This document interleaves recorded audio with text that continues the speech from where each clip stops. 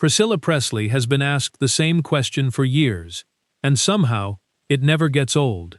What does the woman who actually knew Elvis personally think about the theory that he never really died? At the heart of this story is a man named Bob Joyce, a pastor from Arkansas.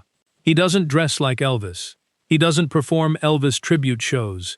And he hasn't built any kind of celebrity career around the comparison.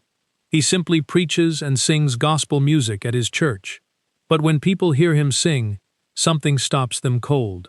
His voice carries qualities that countless Elvis fans say they simply cannot explain away.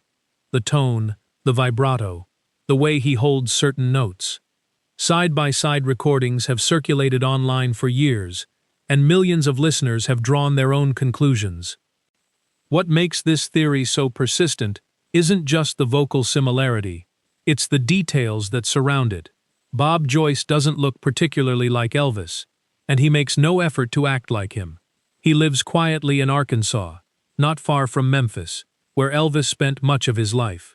Some supporters point out that if someone were faking an identity to cash in on the Elvis name, this would be a strange way to do it. No flashy performances, no merchandise, no attempt to profit from the resemblance. Just a pastor, a congregation, and a voice that keeps making people do a double take.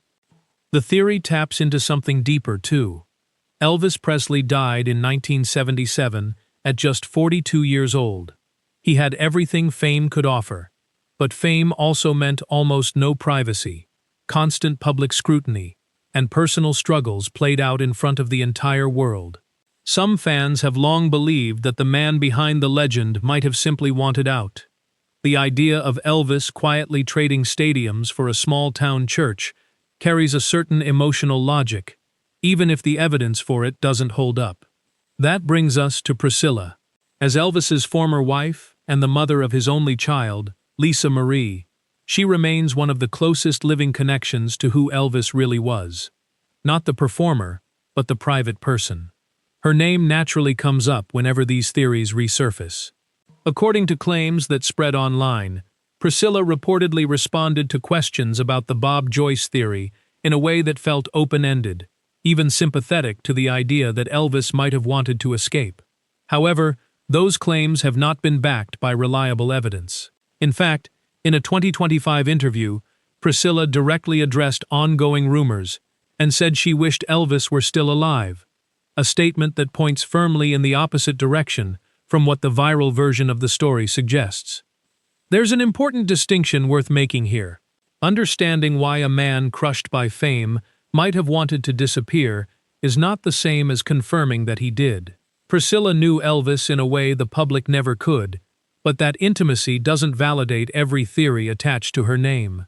What the Bob Joyce story really reflects is how deeply Elvis Presley still lives in people's hearts. Nearly 5 decades after his death, a familiar voice, an unassuming pastor, and a legend too big to let go. It's a mystery that keeps finding new listeners. If this story made you think, hit like and subscribe for more.